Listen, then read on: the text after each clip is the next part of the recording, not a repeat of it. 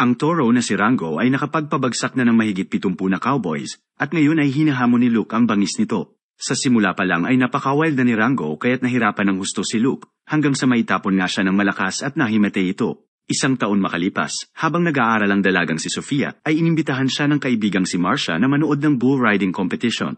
Tumanggi si Sofia ngunit pinilit siya ni Marcia at sinabing makakatagpo sila ng mga cute boys doon. Nag-enjoy sa panunood ang mga dalaga sa mga kalahok na cowboys ng kompetisyon, at maya-maya ay sumalang na nga si Luke. Mahigit isang taon ding hindi siya nakalahok dahil sa kanyang injury, at kinakabahan siya tuwing naaalala niya ang nangyari. Ngunit nalampasan niya ang takot na ito, at nagawa niya maipanalo ang kompetisyon. Ngunit habang pinupuri ay biglang nakatakas ang galit na Toro, at inatake si Luke. Tumalon siya sa harap ni Sofia at nahulog ang kanyang sombrero. Sinubukan nitong isauli ni Sofia ngunit sinabihan siya ng binata na hawakan niya muna. Nang gabing iyon ay nakaiparty si Marcia habang si Sofia ay nakaupong mag-isa sa bar. Nang mainip ay nagpasya siyang lumabas, at doon ay nakita niya si Luke. Nagpakilala ang cowboy at tinanong kung gusto ba niyang uminom. Nang papasok na sila sa bar ay lumabas si Marcia na lasing at sinabi ni Sofia na dapat niya nang ihatid ang kaibigan. Bago sila umalis, sinabi ni Luke na tatawag siya. Kinabukasan, nalaman ni Marcia na hindi sinasagot ni Sofia ang mga tawag ni Luke. Sagot ng dalaga ay ayaw niya ng distraction sa buhay. Giit ni Marcia na siya lang ang babaeng hindi nakikipag-fling sa isang cowboy.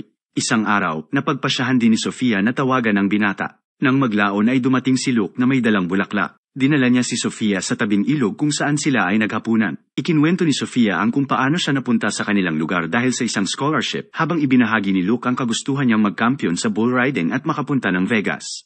Naging malapit ang dalawa sa isa't isa hanggang sasabihin ni Sofia na lilipat siya sa New York para sa isang internship na ikinalungkot ni Luke. Nang sila ay papauwi ay biglang bumuhos ang malakas na ulan. Napansin ni Luke ang sirang railings sa gilid ng kalsada. Maya-maya ay nakita nila ang naaksidenteng kotse at sa loob nito ay isang matandang lalaki. Habang inilalabas siya ni Luke, binanggit ng matanda ang kahon, at kinuha ito ni Sofia mula sa kotse. Dinala nila ang matanda sa ER. Gusto ni Sofia na manatili, at giit ni Luke ay sasamahan niya ito, ngunit tumanggi ang dalaga. Bago umalis, sinabi ng cowboy na good luck sa New York, at nalungkot si Sofia habang pinapanood siyang umalis. Na-curious si Sofia sa kahon, kaya binuksan niya ito. Sa loob ay may mga lumang liham at lahat ay naka-address kay Ruth.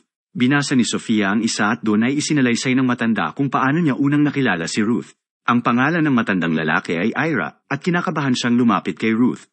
Nang nagkaroon na siya ng lakas ng loob na kausapin ito ay nalaman ni Ira na nakikipag-date na ang dalaga sa iba. Maya-maya ay nagising ang matanda, at nalaman niyang iniligtas siya ni Sofia at ng kanyang kaibigan. Ayaw niyang kumain, at tila wala na siyang ganang mabuhay. Ibinigay sa kanya ni Sofia ang kahon, at giit ni Ira ay matagal na niya itong hindi nabasa.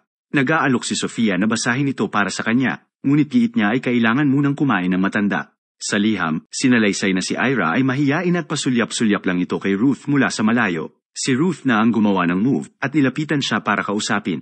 Tinanong ng dalaga kung gusto nitong ihatid siya pa uwi, at habang naglalakad ay mas nakikilala nila ang isa't isa. Sa wakas ay nagkaroon ng lakas ng loob si Ira na yayain siya, at malugod itong tinanggap ni Ruth. Tinanong ni Sofia kung gusto niyang magbasa ng isa pa, ngunit gusto munang magpahinga ni Ira. Tinanong ng matanda kung maaari siyang bumalik bukas, at tumango si Sofia. Nasa kompetisyon si Luke, at kung maipanalo niya ito ay pasok na siya sa Vegas. Nagsimula na siyang sumalang, ngunit maaga siyang nahulog, at hindi na siya kwalipikado para sa World Finals. Galit na galit si Luke, at nang makarating siya sa kanyang sasakyan ay nakita niya ang larawang pagmamay-ari ng matanda. Kinabukasan ay binisita niya ang kanyang ina. Tinanong nito kung kailan siya titigil sa pagsakay ng toro, at sagot ni Luke ay hindi siya hihinto. Napansin ng ina na may kakaiba sa kanya, kaya tinanong niya ito. Inamin ni Luke na may nakilala siyang dalaga ngunit lilipat siya sa New York sa loob ng 2 buwan. Samantala, binisita muli ni Sofia si Ira para basahin ang isa pang sulat. Sa liham, dinala ni Ruth si Ira sa isang painting at sinabi kung gaano niya kamahal ang sining. Sumayaw sila at kalaunan ay pinagsaluhan nila ang tamis ng unang halik. Habang nagbabakasyon, ipinahiwatig ni Ruth na pinangarap niyang magkaroon ng malaking pamilya na may maraming anak. Maya-maya ay nagpropose si Ira sa kanya at malugod itong tinanggap ng dalaga. Kinabukasan, binisita ni Luke si Ira sa ospital, at nagkita silang muli ni Sofia. Ibinigay ni Luke ang larawang nakita niya sa kanyang sasakyan, ang larawan nila Ira at Ruth. Flashback sa taon ng digmaan, kung saan kailangang umalis ni Ira para sa gyera. Habang iniligtas ang kanyang kapwa sundalo ay nagtamo si Ira ng pinsala. Sinabi niya kay Ruth na dahil sa impeksyon ay hindi na siya makakapagpaanak.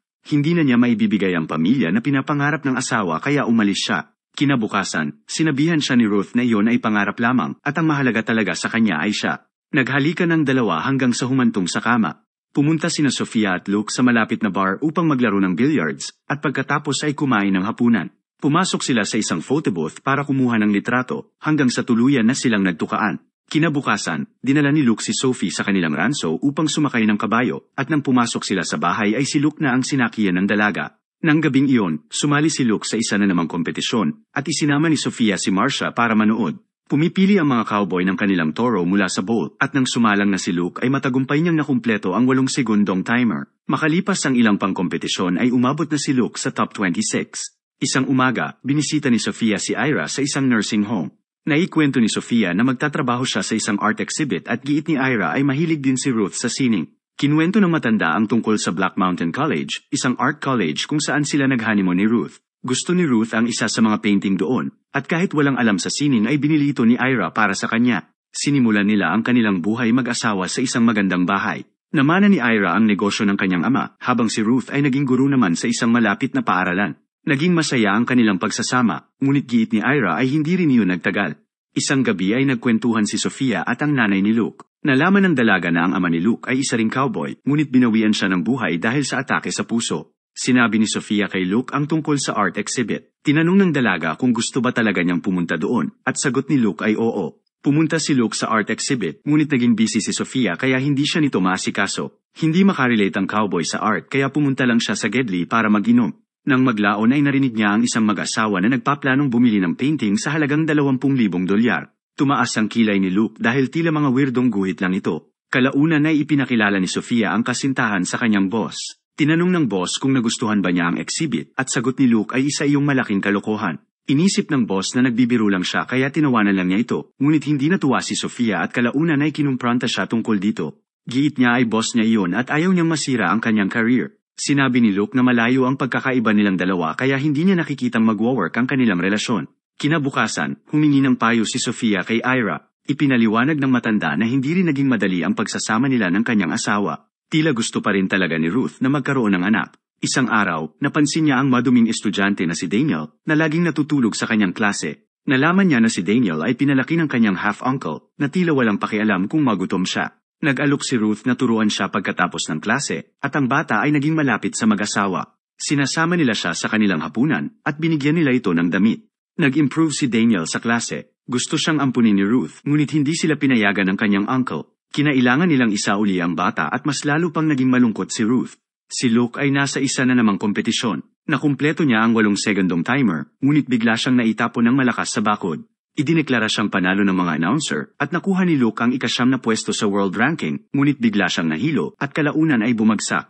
Papunta na ng New York si Sofia nang makatanggap siya ng tawag na si Luke ay nasa ospital. Sinabi ng doktor na hindi na siya maaaring sumakay ng toro. Tinawagan ni Sofia ang kanyang boss at sinabing hindi na siya makakapunta sa New York. Giit ng boss ay sayang ang oportunidad na makukuha niya doon. Pagkaraan ng ilang araw ay lumabas na si Luke sa ospital. Giit niya ay nais pa rin niyang bumalik sa pagsakay ng toro. Nagalit si Sofia at sinabing nakita niya ang video ni Rango 1 taon ang nakaraan kung saan si Luke ay nakoma, ngunit sabi ng binata ay hindi siya maaaring tumigil.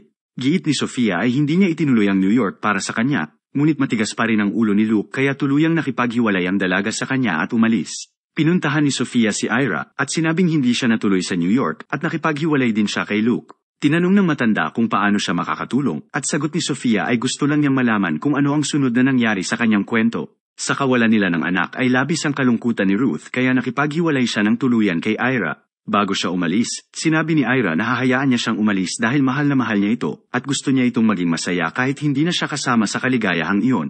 Iniwan siya ni Ruth at nagsimulang mamuhay ni Ira na mag-isa. Ngunit isang araw ay biglang bumalik si Ruth at ginugol nila ang kanilang buhay sa pagkokolekta ng mga paintings hanggang sa sila ay tumanda. Sinusulatan pa rin siya ni Ira ng mga liham kahit araw-araw silang magkasama, hanggang sa isang umaga nang sinubukan ni Ira na gisingin ang asawa.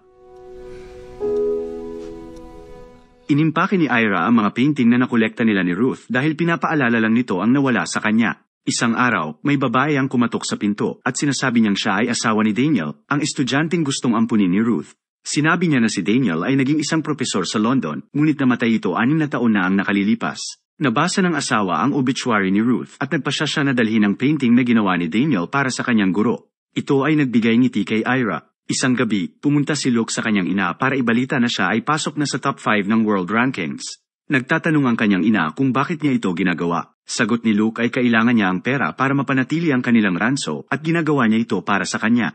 Giit ng ina na ginagawa niya iyon para sa kanyang sarili at ang pagsakay ng toro ay 8 segundo lamang habang ang babaeng iyon ay maaaring makasama niya habang buhay. Si Sofia ay nakatanggap ng tawag mula sa abogado ni Ira at ibinalita nito na namatay kagabi ang matanda. Sinabi sa kanya ng abogado na inimbitahan siya ni Ira sa auction ng mga art collection ni Ruth. Samantala, nakatanggap din si Luke ng imbitasyon sa art auction ni Ira. Nang gabing iyon, nagsimula ang kompetisyon para sa World Championship. Oras na para bumunot ng toro na kanilang sasakyan at nakuha ni Luke ang toro na nagdulot sa kanya ng coma, si Rango. Kinakabahan siya habang inaalala ang ginawa sa kanya ng toro. Nagsimula na ang kanyang timer at pagkatapos ng ilang segundong pakikipagbuno ay matagumpay itong natapos ni Luke at siya ay pasok na ngayon sa top 2. Sa kabila ng pag-cheer sa kanya ay tila hindi ramdam ni Luke ang kanyang tagumpay. Nang maglaon ay tumakbo siya paalis ng arena. Si Sofia ay nasa auction at hangang-hanga siya sa lahat ng art collection ni Ruth. Maya-maya ay dumating rin si Luke. Ang unang painting na pina-auction ay ang larawan ni Ruth na ginawa ni Daniel. Walang nagbid para dito kaya nag-aalala si Sofia. Sa halagang $600, wala pa ring nagbibid, hanggang sa sumigaw si Luke, na nagpalingon sa lahat. Napangiti si Sofia nang maipanalo ng binata ang portrait. Lumapit si Sofia sa kanya, at sinabi ni Luke na tapos na siya sa pagsakay ng toro. Inakala niya na kung makakasakay lang siya sa Rango na iyon, at makumpleto ang oras ay magiging masaya na siya. Ngunit napagtanto niya na ang totoong magpapaligaya sa kanya ay nasa harap niya lang. Hinalikan siya ni Sofia, ngunit biglang pumasok ang isang staff at pinapabalik sila sa auction. Inanunsyo ng abogado na sa last will ni Ira, sinumang bibili sa portrait ni Ruth ay makakatanggap sa buong art collection nila. Natigilan si Sofia at ipinaliwanag niya kay Luke na nagkakahalaga iyon ng milyon-milyong dolyar. Pinagkakaguluhan sila ng mga art collectors na gustong bumili ng mga painting. Sa huli ay nagtatrabaho na si Sophie sa sarili niyang art museum. Kalaunan ay kinuha siya ni Luke at binisita nila ang Black Mountain College kung saan binasa nila ang mga liham ni Ira para kay Ruth. Salamat sa panonood. Huwag kalimutan i-like at mag-subscribe na rin sa ating channel. Para maging updated sa mga bagong recaps, hampasin mo lang ang notification bell.